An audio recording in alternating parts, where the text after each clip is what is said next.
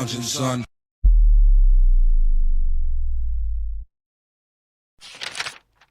All right, welcome to another episode of Off the Shelf. My name's Ryan. My co-host is... What's up, Mario? And we're going to talk about Scene of the Crime by writer Ed Brubaker, artist Michael Lark, Sean Phillips. I think it's needless to say, if you've watched any episodes of Comic Lounge so far, anything on the channel, we fucking love Ed Brubaker. Yeah. I know Mario really loves Michael Lark. Not to say that I don't, but if I see the name Ed Brubaker, Sean Phillips on a book, I don't question it. I just buy it. So Yeah. Yeah, this is interesting too because the artist on this one is Michael Lark. right, The Sean primary Phillips artist. just inks, but you can see the difference. Yeah. When he starts inking the book, and then if like we'll talk about it later, but there's a lot of back matter in the book as well, and you see why. Yeah, this Sean Phillips was brought in. This is a deluxe edition that came out either late 2011 or 2012. 2012. 2012. Yeah. And the book had been published like that over a decade before that. Right. So it was just a nice deluxe book to give some information and some background matter and some explanation, kind of just context to how the book came about, how they met, who kind of put it together, which kind of ties into an interview that Ryan did not that long ago. That's right. But yeah, I've only read this once prior to this. I didn't read it a bunch of times like I have with some of Brubaker and Phillips' other work. So it was nice to read it again. I fucking forgot everything that was in the book, so it was like a new experience. Yeah, I probably hadn't read it also since like 2012. Yeah. Not that it's bad, but it's not the same as some other Ed stuff. Mm-hmm.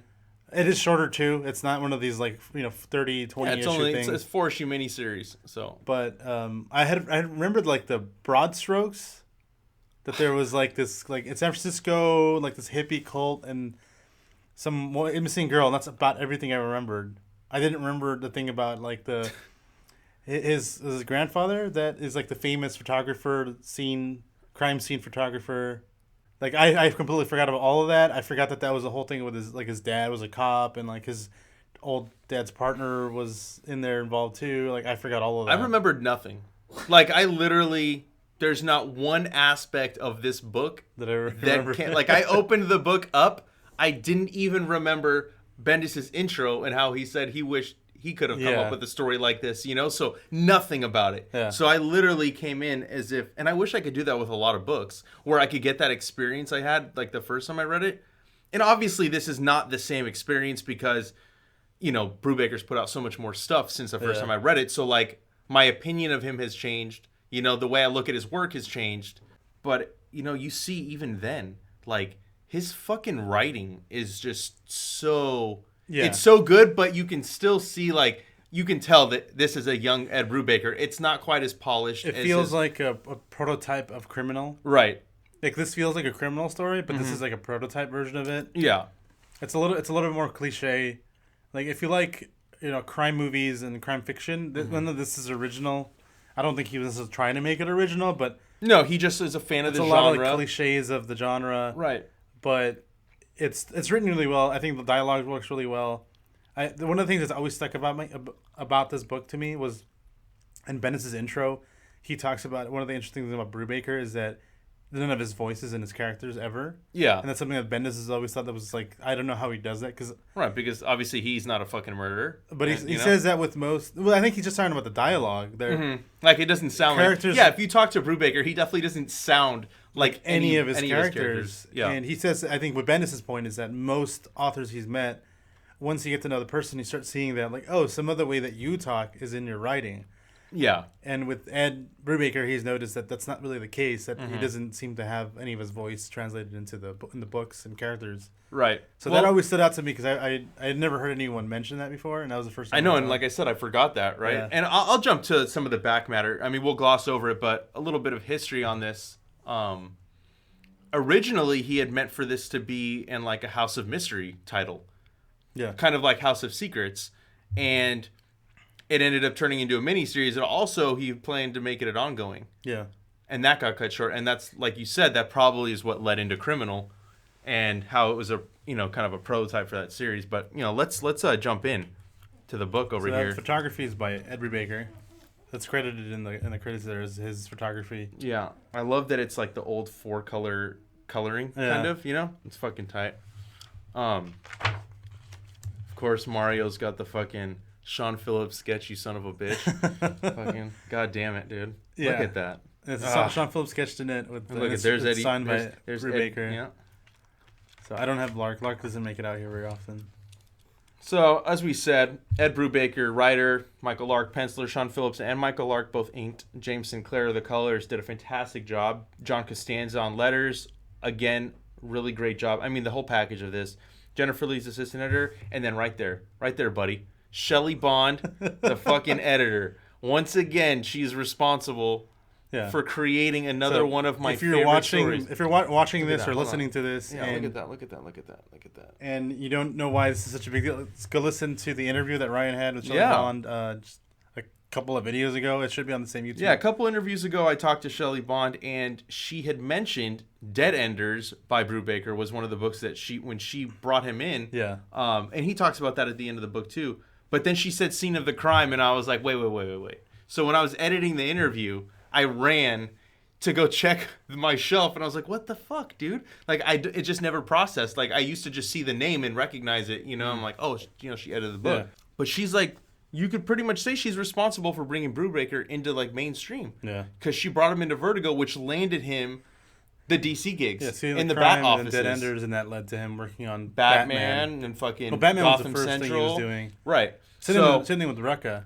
Yeah. So, I mean, thanks, Shelley. Thank you for bringing Ed Brubaker into my life and fucking everybody else's lives too, you know? Yeah, I think it's cool that you put a spotlight on that, because I don't know that that's a story I've ever heard anyone talk about or bring to light. Most people don't really seem to notice that. And I think even Rucka was recently on a Word Balloon podcast. He talked about how he was brought in, because he was a novelist at the time. Right. When he got brought in to work on, the first thing he worked on was No Man's Land. Right. And he got brought in as a novelist, and so he talks about how it's usually people that he looks up to that helped him out, that gave him a chance. Mm-hmm. But I don't think any of that really gets out that often. No, nobody talks about it enough. Just like I was, you know, I've told you and I've told other people, I don't think editors get nearly the amount of credit that they should get for fucking corralling talent. Yeah. You know what I mean? They get the best out of the creators. Which kind of ties into our conversation we had earlier, another conversation we had on this channel. Yeah. About the big like imprint in the 90s, that I think the reason why that was so successful was because you had this caliber of creators that were all fucking awesome, and that doesn't happen by accident. Yeah. Another topic that we talked about too is colorists. You know what I'm saying? And how they don't get nearly enough fucking credit either for what they bring to the table. But you know, that's you guys can listen. You guys can listen to that video. So let's jump in. We already talked about the intro. We already talked about Ben discussing over Brubaker and how great Brubaker is, and we all know that. And and then how smart Ed was to fucking leave Caliber Press. Yeah. Because he saw the writing on the wall. He saw the writing on the wall, but the rest of them like, no, we're gonna stick around, and then they got fucked. Yeah. You know, and Ed was one step ahead of him, dude. Yep. Just like he is. But with Bendis figured it out. He figured it out. I think he's okay. I mean, yeah, he's fucking more than okay. You kidding me? He wrote 99% of the Marvel universe. Now he's at DC. He has Jinx World. He has fucking Miles Morales. Dude has got a fucking Oscar. He hangs out with Matt Fraction. Yeah, I think he's every week. Yeah, he's doing just fine. Yeah. But this is about Ed. So here we go. Opening pages.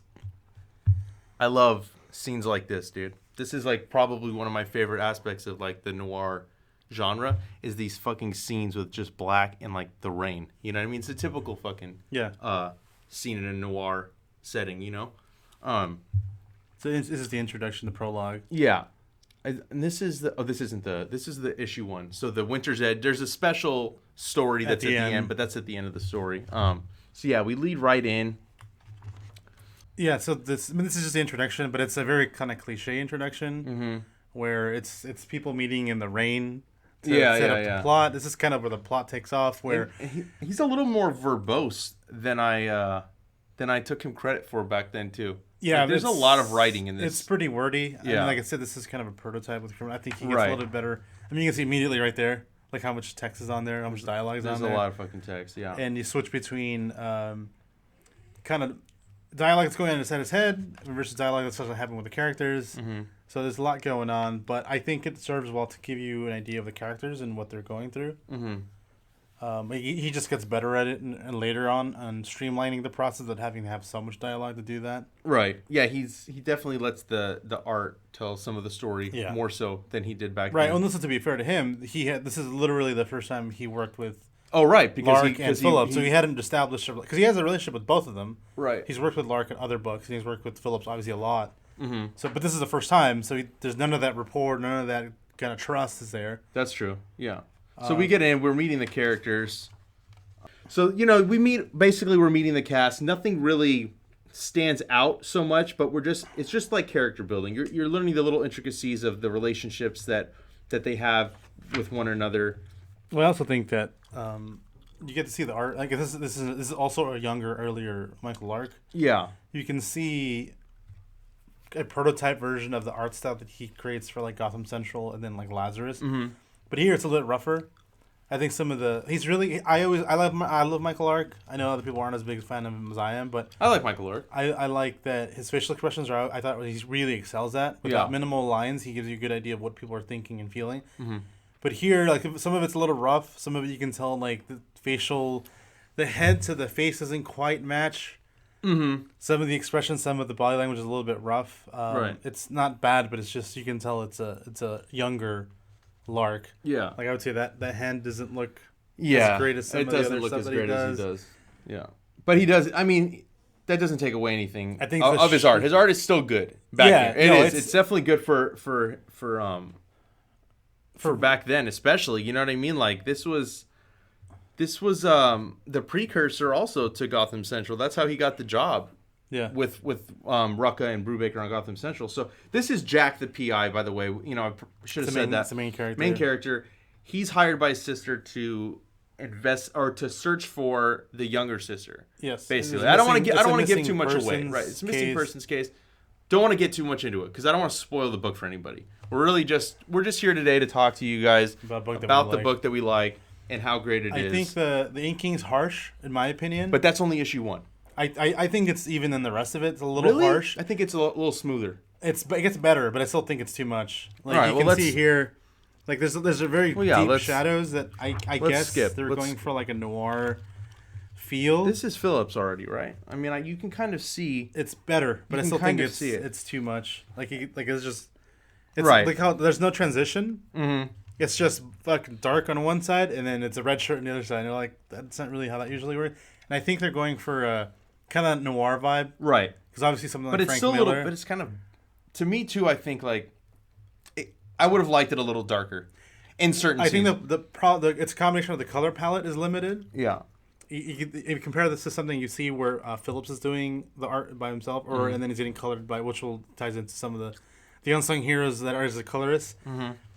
It doesn't quite fit. Like you can see, like there's a lot of yellows. It's a lot brighter compared to having a darker palette. Right. It should have had a darker palette overall. The whole book should have been dark. Yeah. So that's why That's why it seems like such a harsh contrast. Like you can see the scene right here. Mm-hmm. It's pretty bright. It looks like it's the middle of the day. The building is yellow. It doesn't have that like drab noir vibe to it. Yeah. And then the rest of it's like he's super dark. Yeah. So and then the bright red shirt too. I don't know. It just doesn't. I'm so used to like you said, like the newer stuff that they do. Yeah. So I'm just like, it was just very jarring when you see the bright colors. Dude, I love this fucking character, dude.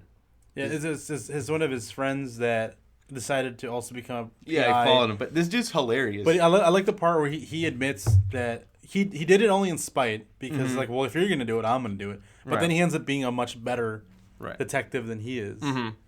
And at this point, the sister's dead. Yeah. Right? And that's about all I'm going to... I won't... Again, I don't want to get into too much details. Sister dies, though. And now he's on the fucking case. Now he wants to know... He doesn't want to just sweep it under the rug. It got more personal. He connected with the girl. Right. He lost the girl. Well, she's also flirting with him. It's kind of his fault, because he kind of let her go. Right. And he feels like a personal investment in figuring out what's going on. And then his friend shows up because he's trying to get more information that's a little bit from the private information sector. and he shows up. And they meet up at a bar that I think it's like the bar that they used to go to when they were younger. And he's really interesting because he's really funny. He's really sarcastic, and he doesn't take any shit. Yeah. I mean, I can imagine him being kind of annoying. He seems kind of like a know-it-all, like I fucking got it. Yeah. But he realizes like that him, though, he is helpful when he figures shit out, and even not like tells them like, hey, you can learn a thing or two from this guy. You should listen to him. And it's like, oh god. Yeah. You know what? Hold on, I gotta flip back to this page. This bothered me. The contrast in color. No, just look at it. Look at the. It's like he's wearing a fucking pilgrim hat. Look at like the shape of his head, like how small his head looks, and then how big that hat gets. That's the only really like where I was reading, and I'm like, what in the fuck is that? Because look at this. You see how high the hat is compared to his head, right? The proportion is off, and he's wearing a goddamn pilgrim hat. Yeah, it just doesn't make sense. Some of the 3/4 shots where someone's moving and looking, the face is too small for the head. Yeah, that stood out to me a few times. Here he confronts his ex-girlfriend, and you find out and again, this is a proto-criminal, where your main character isn't the good guy. He's not the good guy, but he's not pure. He's not lovable. He's not perfect. He's not amazing. He's not Captain America. He's not Spider-Man. He is broken, fucked up, and in this case, I think he's on the other side where he's trying to better his life. Mm-hmm. But he had drug problems. He was not very appreciative of his girlfriend. You find out later the burden that he's carrying, something to do with a gun, and that's kind of like criminal. Like none of the criminal characters are good people. I think maybe that's kind of why I like it so much. Not to say that I'm a criminal, but full disclosure, dude. Like I'm a recovering addict. You know what I'm saying? So like, I can relate. Yeah. To some of the aspects it's a lot of on a little bit more of a personal level when he like. Those scenes, like there's a scene where when because he's a junkie, or but he's drinking too, which that's a no, dude. If you're fucking trying to be sober, you're not supposed to fucking do anything. But that's besides the point, But I relate to it in that sense, like where he was trying to get his fucking fix, and he was like, he had that mentality, and like I had that too. You know what I'm saying? So like I like those flawed characters because I'm not evil. You know what I'm saying? But I did some shitty stuff too. It's not that he's evil. Is just, and that's kind of I think what's great about Brubaker and criminal in general is that he's not trying to paint a picture with like, oh, these are the superhero, these are the good guys, these are the bad guys. It's shades of gray, and they're not necessarily the bad guys. They're not necessarily the good guys. They're just people. Yeah, and that's kind of the vibe you get here. Yeah, and then so skipping ahead, This is where we start learning the backstory on the girl that died. The sisters, right? So I fill in the picture of the family, how fucked up their background is, which is right. something that and there was a little I bit had forgotten how fucking crazy the background I started to feel a little bit weird, dude. When I was reading, I was like, "Oh, this is horrible, dude." I mean, there's a little bit of a cult you hear about in the beginning of the book. Well, there's two of them, but you really learn what the fuck was going on, and you learn some really fucked up shit that I don't even really want to talk about. I'll let you guys fucking find that out for yourself. You may not. Yeah, you may not necessarily want to read it. The broad strokes is that there's a girl that's missing. The case is finding that girl, and she's involved with like this cult that's like a hippie kind of a cult in San Francisco. But the sisters are also grew up in one of those when they were kids. Sex cult, similar to that years ago, decades ago, and it's all kind of coming back. Right. But then you find out some of the information dealing with their parents, what really happened. There was a fire. Yeah, I think the second half of this book is where it picks up for me. That's where I really I started getting into it. Because the first issue of it, I'll be honest with you, it is a little bit slower. Intro. You know what I'm saying? And I'm not used to, I know, young Brubaker, we keep saying it, but it's not like a first issue that you read now. The modern one. You read a first issue from a Brubaker series now, and you got the hook in. You want that shit. You're like, I need the next issue. This one was a little bit different, but it's also straightforward. So at first, it just seems like, oh, it's a missing persons case. Like, what's this? So where's this going? Right, but then you see this. It's a lot more complicated once you get into the second and third issue. And that's where that's really where the book will grab you. I don't think I don't really want to get into too much more of the story because I don't want to ruin anything for you guys. At the end though, there is an added story that I thought was pretty good. You know what I mean? I like that. I like the composition of that. Boom, boom, boom, boom. You know what I mean? Look at the flash. It's black and white mostly on the and this is the color palette I would have liked to have seen. But still, so this, I can't get over this goddamn bright red shirt. This almost looks like something out of Gotham Central. Yeah. That palette's similar to this. Right. So you can see the coloring is just more drab. It's grays and whites. It's a light blues. And if you do have red, it's to give an accent to what. So this ambulance being really bright red is fine. Mm-hmm.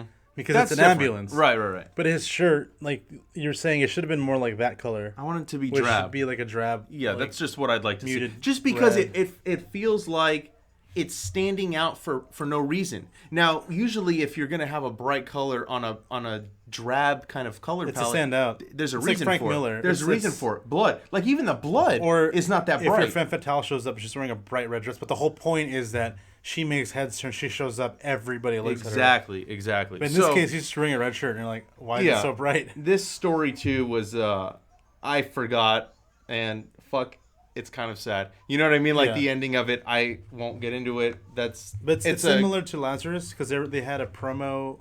I don't know if you've read Lazarus recently. In the hardcover, there's a short, like 5-page mini that came out before the first issue of Lazarus came out. It reminds me of this a lot. I don't remember that. It sounds familiar. I don't have the hardcovers. I only have the trades. So, but I mean, I've read all the Lazarus, but I haven't seen it. But I won't get into that. This story was great. This is what I really like. This is why it's also long. Usually, something like this in a lot of other books is like maybe a page and a half. Right. I love this shit. This is why I buy hardcovers. This page, and then you flip over to the back, and it would usually end like here. Right. It's just like, oh, it was cool. We worked on it. This is like pages and pages kind of going over. This is why people buy hardcovers, man. You see some of the back material, like giving you reference to some of the documents that they had back then. Like I said earlier, this is where he was going to do a House of Mystery type book. Yeah. But obviously it turned into something else. He talks about how he got the job. It was originally editor Lou Stathis, I believe is how you pronounce it. And then I believe he passed away. And that's when Shelley was like, come write for me. Yeah, it's really cool. After the sudden I really death. like it. So like I'm a sucker for this shit, dude. This is why I still buy Blu-rays. This is why I buy the special editions of movies, because like I like the back matter. I like to know the behind the scenes stuff. Yeah. I've always been like that since I was a kid, dude. I will watch hours of documentaries on a film that I love. She wasn't known as Shelley Bond at that point. No, Shelley Roberg. Yeah, I know. So yeah, actually, when I was reading Dead Enders, in the beginning, she's Shelley Roberg. Really? And then as you get in, boom, Shelley Bond. Huh. It just changes. So she obviously, she got married in the creation of that book. And Philip Bond, her husband, was a cover artist for Dead Enders. Huh. But yeah, I loved this. Cool. He basically is just talking about his love of crime fiction and how his love of the TV shows and stuff. And I mean, for his first crime story, which I believe this was. The first, that wasn't like Low Life where it was more about him. Right. This is a good start. Well, this is probably why he got such a big start. This is rare. You don't see this as a first from anybody. You know what I'm saying? And dude, look at that. Just which is why he got picked up and he's on Batman just a few years later. And he talks about it here, how one thing led to another. He's like, I don't know if I can write Batman. And they're like, well, you can write a good crime story, then you can write Batman. And then the rest is history, dude. He goes from Batman, he goes to Marvel, Captain America, Daredevil. Yep. And meanwhile, he's still doing his... Because he's also doing stuff at Wildstorm. Right, he Sleeper. He also did Authority Revolution. Yeah, with Dustin Nguyen back in the day. Right, so this dude's done a lot. But he made this... I think he made a smart choice. Yeah. Creator-owned from now on. You know what I mean? Well, he always did both. He always did both, but he's solely on creator-owned. Yeah. While he did... Oh, we can't forget Catwoman. He also did a great run on Catwoman with the late Darwyn Cooke. Yeah, that was a really good run. Really great run. Slime Bradley's awesome. I love Slime Bradley. So he actually did return to DC to do a Catwoman story in her 80th anniversary. Yeah. But besides that, it's just creator-owned, and I'm all for it. On the podcast that I recorded a little while back, I talked about how my pull is slowly becoming more indie. I like the creativity that goes into it. You know what I'm saying? But yeah, so that is Scene of the Crime. I highly recommend this. I think every time somebody comes into the comic book store, which is where we're recording right now, Collector's Paradise in Winnetka, I will recommend Ed Brubaker to everybody. Oh, 100%. I got somebody latched on to Brubaker and Phillips. He came into the store asking about a 40s crime noir book. And the other guy working that day was not telling him the book I wanted to say, so I ran over, I handed him the Fade Out, he bought it, and he's come back and he's pretty much almost through the entire Brubaker Phillips collection, thanks to my recommendation. I consider that a slam dunk. Yeah, he's really, I mean, it's fucking great. I Especially mean, Phillips and also with Epting, I think he does a good job. Like Velvet. Velvet was great too, yeah, I don't want to take anything away from that, but I think there's a certain magic. So this is three guys. The three guys that he himself has told me in person that he really likes working with are Sean Phillips, Steve Epting, and Michael Lark. Mm-hmm. Although Lark got grabbed by Rucka, he's kind of been. I think it's fair. He's been on Rucka and Lark, Rucka's team for the last, gotta be like 8-9 years now. Yeah, and I liked when I talked to Rucka too about stuff that was going on in Lazarus when he pitched it to Lark, and he's like. And then he came pitch it. He pitched it, and then he came back in the script. He's like, "No, I'm not doing that." So he had to go back and rewrite it. I love that. That story made me laugh so fucking hard. We will be talking about Lazarus. To all you guys that are listening and are wondering what the fuck we're talking about, don't you trip. Lazarus will be on another episode of Off the Shelf. But on that note, if you have nothing else to say, Mario, I'm pretty good. Should we tell them where they can find us? Yeah. All right, you guys can find us on Facebook, Twitter, and Instagram at The Comic Lounge. You can find us at thecomiclounge.com. Make sure you hit that subscribe button so that you're notified anytime we put up a new video. New videos go up throughout the week. We got the podcast that you can find on Podbean, iTunes, Spotify, pretty much wherever you listen to podcasts on. It'll also be on the YouTube channel as well. That's all I got. I think with that, we're out. We're out.